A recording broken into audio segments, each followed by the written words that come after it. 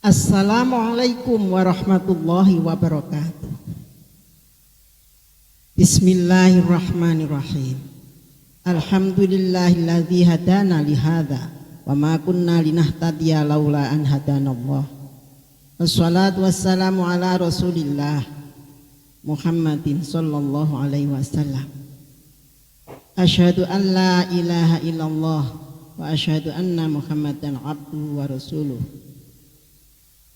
Para pendengar yang dirahmati Allah, kita panjatkan puja dan puji syukur kehadirat Allah atas rahmat yang diberikan kepada kita, sehingga kita bisa melewati 10 hari pertama di dalam bulan Ramadan ini dengan kenikmatan yang luar biasa untuk melaksanakan ibadah.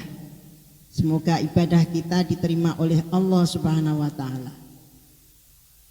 Salawat serta salam semoga tetap tercurah kepada junjungan kita Nabi besar Muhammad SAW beserta keluarga dan para sahabatnya. Para pendengar yang dirahmati Allah, setiap orang menginginkan untuk dapat tetap tegar dalam menjalani ketentuan Allah yang tidak sesuai dengan keinginannya, ataupun ketika menghadapi orang yang berlaku zalim kepadanya. Islam mengajarkan bahwa ketegaran ini hanya dapat diperoleh melalui sikap sabar yang disertai dengan permohonan khusyuk kepada Allah melalui sholat. Untuk itu marilah kita di dalam pembicaraan ini adalah menyangkut tentang sabar dan sholat. Sayangnya hanya sebagian kecil orang yang dapat melaksanakannya. Hal ini mungkin disebabkan karena kurangnya pengertian mengenai bagaimana sebenarnya konsepsi Allah tentang manusia. Firman Allah di dalam Al-Quran dalam surat Al-Baqarah ayat 153. A'udzubillahi minasyaitonirrajim. Ya ayyuhalladzina amanu ista'inu bishabri wassalah innallaha ma'as-sabirin. Yang artinya, wahai orang-orang yang beriman, jadikanlah sabar dan sholat sebagai penolongmu. Sesungguhnya Allah beserta orang-orang yang sabar. Bersabar hampir mustahil dapat dilakukan bila tidak memiliki pengertian-pengertian tentang sabaran itu. Maka marilah kita perhatikan uraian berikut. Pengertian tentang sabar itu harus dimulai dengan konsepsi Allah tentang manusia sebagai berikut. Pengertian pertama, mata dan telinga adalah sarana Allah untuk menguji manusia. Sebagaimana telah diuraikan bahwa mata dan telinga diberikan oleh Allah kepada manusia. Kalau mata untuk melihat sesuatu yang baik, telinga untuk mendengarkan sesuatu yang baik. Tetapi kadangkala mata dan telinga itu tidak dipergunakan untuk melakukan hal-hal yang baik itu. Ada kalanya orang malah memandang sesuatu yang tidak baik itu menjadi tontonan yang paling indah. Mendengarkan sesuatu yang negatif itu dianggap sesuatu yang indah. Padahal hal yang demikian itu tidak benar, tidak sesuai dengan kehendak Allah. Hidup di dunia adalah babak prakualifikasi untuk menentukan tempat kita kelak di akhirat. Manusia yang paling taat kepada Allah akan menempati tempat yang paling menyenangkan. Dan sebaliknya manusia yang selalu membangkang, tidak mau menuruti kehendak Allah, akan menempati tempat yang jelek. Oleh karena itulah Allah tidak akan pernah berhenti menguji manusia. Untuk apa ujian itu? Yaitu untuk mengetahui siapakah yang layak untuk menempati tempat yang paling menyenangkan itu. Di dalam Al-Quran, tepatnya pada surat Al-Insan ayat 2 dan 3 yang bunyinya A'udzubillahi minasyaitonirrajim. Bismillahirrahmanirrahim. Inna khalaqnal insana min nutfatin amsyaj nabtalihi waja'alnahu sami'an basira. Inna hatainahu sabila imma syakira wa imma kafura, yang artinya kurang lebih demikian. Sungguh kami telah menciptakan manusia dari setetes mani yang tercampur, yang kami hendak mengujinya dengan perintah dan larangan. Karena itu kami jadikan dia mendengar dan melihat. Sungguh kami telah menunjukkan kepadanya jalan yang lurus. Ada yang bersyukur dan ada pula yang kufur. Para pendengar yang dirahmati oleh Allah, menurut ayat tersebut, bila ada orang yang berlaku zalim, maka hal ini sebenarnya merupakan perwujudan dari ujian Allah, karena kita diberi mata dan telinga. Karena itu, bangunkanlah kesadaran akan hal ini agar kita dapat bertindak sesuai dengan perintah Allah, bukan menuruti emosi. Mari kita lawan nafsu amarah yang muncul dengan mengingat firman Allah bahwa orang yang dapat menahan keinginan hawa nafsunya, surgalah tempat tinggalnya. Pengertian yang kedua, sabar itu tidak ada batasnya. Yang dimaksud dengan sabar ialah menahan diri pada saat menerima musibah misalnya, untuk tidak bertindak mengikuti hawa nafsu yang bertentangan dengan peraturan Allah di dalam Al-Quran dan petunjuk Rasulullah di dalam hadis. Misalnya, bila ada seseorang yang pernah berbuat zalim kepada kita, mendatangi kita untuk meminta maaf, maka janganlah orang itu kita perlakukan dengan kasar, tetapi sambutlah dia dengan baik, serta maafkanlah kesalahan-kesalahannya. Demikianlah perintah Allah sebagaimana yang dicontohkan oleh Rasulullah SAW. Begitu juga bila kita dilecehkan oleh seseorang, maka janganlah kita balas dengan melecehkannya pula, karena hal ini akan dapat mengakibatkan putusnya persaudaraan, sedangkan memutuskan tali persaudaraan itu menurut Al-Quran jelas-jelas sangat dimurkai Allah. Pengertian ketiga, sabar adalah jalan pemecahan masalah yang terbaik. Sabar sebagai jalan keluar yang terbaik telah diakui secara universal kebenarannya. Siapapun yang mau berpikir dengan jernih pasti akhirnya akan sampai pada kesimpulan yang baik.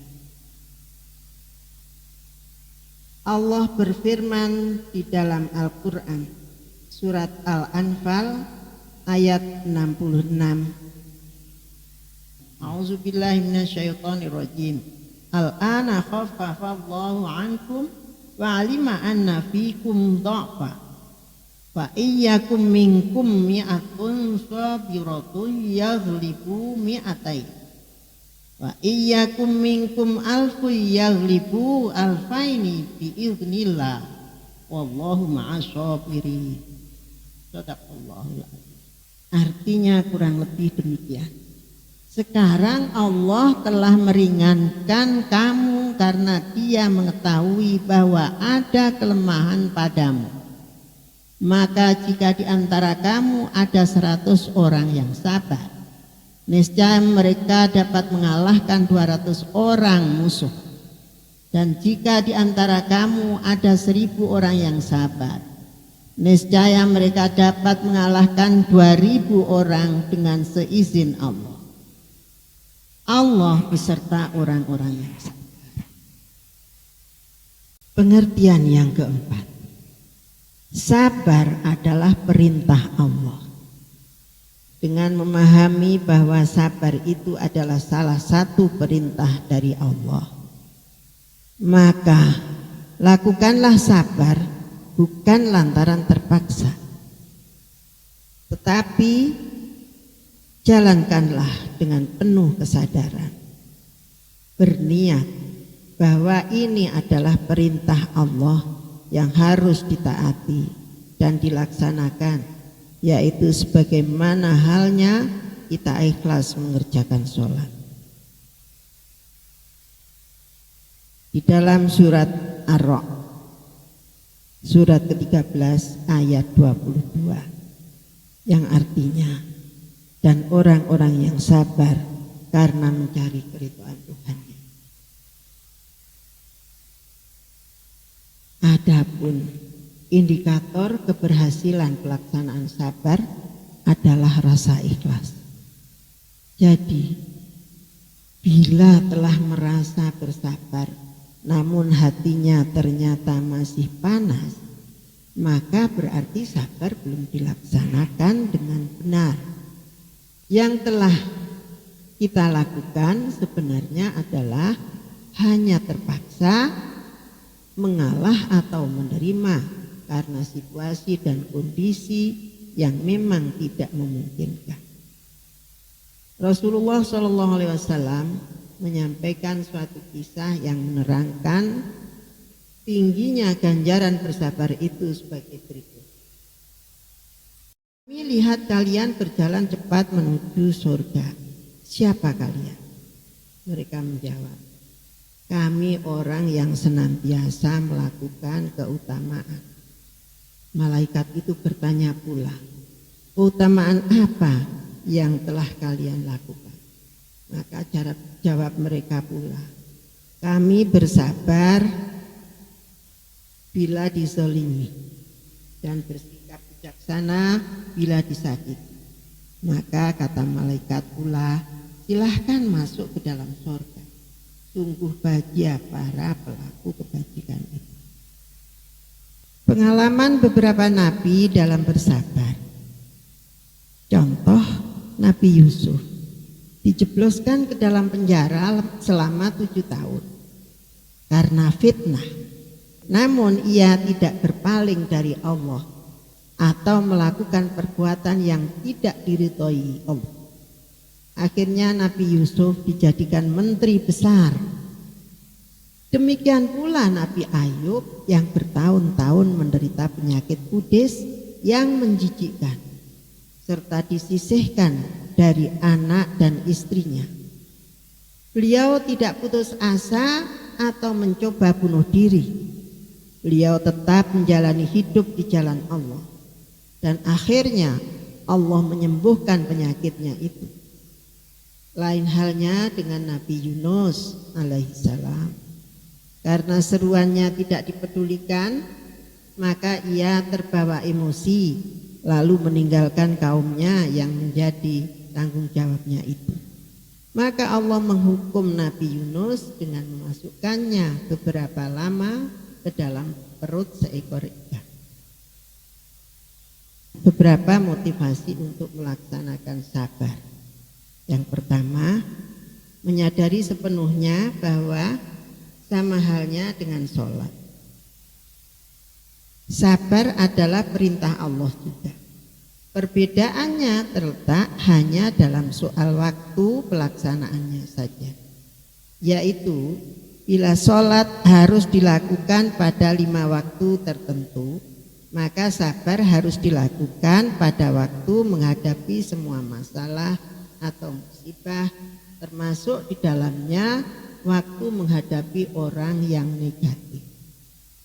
Bila dikaji lebih mendalam, pada hakikatnya Allah menurunkan manusia ke dunia hanyalah semata-mata untuk diuji. Oleh karena itu, bila kita mendapat masalah, tidak usah panik, karena memang untuk itulah hakikatnya manusia diturunkan ke dunia. Yang kedua, bila kita mampu bersabar dengan niat semata-mata hanya karena taat menjalankan perintah Allah, kemudian berserah diri kepadanya, yaitu sholat, yakinlah bahwa kita telah berpegang pada pegangan yang kokoh. Ketiga, sabar yang dilakukan dengan ikhlas. Sebagaimana ikhlasnya waktu mengerjakan sholat adalah merupakan perbuatan positif, sedangkan kesal, jengkel, penasaran, atau perasaan tidak ikhlas adalah perbuatan negatif. Menurut seorang ahli, yaitu F. Bayles, dalam buku Penyembuhan Penyakit Melalui Pikiran, maka dikatakan bahwa pikiran yang positif akan menyehatkan sel-sel tubuh, sebaliknya pikiran yang negatif akan merusak sel-sel tubuh. Dari uraian tadi, jelaslah bahwa sabar itu mempunyai pasangan, yaitu sholat. Sabar dan sholat ibarat dua sisi keping mata uang yang harus selalu berjalan beriringan. Sabar tanpa sholat ibarat bangunan tanpa fondasi beton, mudah ambruk, terserang gempa. Kemudian mengenai sholat, ada beberapa motivasi untuk mengatasi rasa malas sholat, yaitu 1. Sholat adalah perintah yang disampaikan Allah secara langsung kepada Nabi Muhammad SAW tanpa melalui perantara malaikat Jibril. Yang kedua, sholat adalah wasiat Rasulullah Muhammad SAW terakhir yang disampaikan berulang-ulang kali pada waktu beliau dalam keadaan sakaratul maut. Yang ketiga, sholat adalah bukti pernyataan takluk manusia kepada Allah. Bila diibaratkan dalam sistem pemerintahan sebagai wilayah yang mengakui pemerintah pusat, maka wilayah tersebut harus mengirimkan upeti atau pajak ke pemerintah pusat. Meskipun wilayah itu makmur, namun bila wilayah itu tidak mengirimkan upeti atau pajak, maka pemerintah pusat akan menganggap bahwa wilayah itu tidak lagi mengakui kedaulatannya. Dan konsekuensinya tentu pemerintah pusat akan mengecilkan, bahkan memerangi wilayah itu. Demikian juga halnya dengan sholat. Meskipun orang itu makmur dengan perbuatan ibadah, namun ia tidak mengerjakan sholat, maka Allah akan menganggap orang itu tidak mengakuinya sebagai sembahan manusia. Dan sebagai konsekuensi logisnya, tentu ia akan menolak, tidak meridhoi amal yang dilakukan oleh orang itu. Rasulullah bersabda yang artinya Amalan yang pertama kali dihisab dari seseorang hamba pada hari kiamat ialah sholatnya. Maka jika sholatnya diterima, akan diterima pula daripadanya semua amalannya. Tapi jika sholatnya ditolak, maka akan ditolak pula semua amalannya. Riwayat Tabrani. Yang keempat, sholat adalah sarana untuk memperoleh pahala yang tinggi yang sangat diperlukan di akhirat. Oleh karena itu, meninggalkan sholat berarti membuang peluang emas. Yang kelima, makin berat suatu ujian, maka tentunya akan semakin besar pula pahala yang diperoleh. Sholat adalah ujian yang berat. Jadi bila rasa malas ini berhasil diatasi, maka kita akan memperoleh pahala yang besar. Demikianlah uraian tentang sabar dan sholat. Semoga bisa memberikan motivasi kepada kita untuk selalu menjadi orang yang sabar dan selalu ikhlas taat dalam menjalankan sholat, terutama sholat 5 waktu, dan juga ditambah dengan sholat-sholat sunnah yang lain, terutama sholat yang sudah ada dalilnya, yaitu sholat tahajud. Demikian, semoga kita diberi rahmat, taufik dan hidayah oleh Allah Subhanahu wa taala. Nasrun minallah wa fathun qarib wa basyiril mu'minin. Wassalamualaikum warahmatullahi wabarakatuh.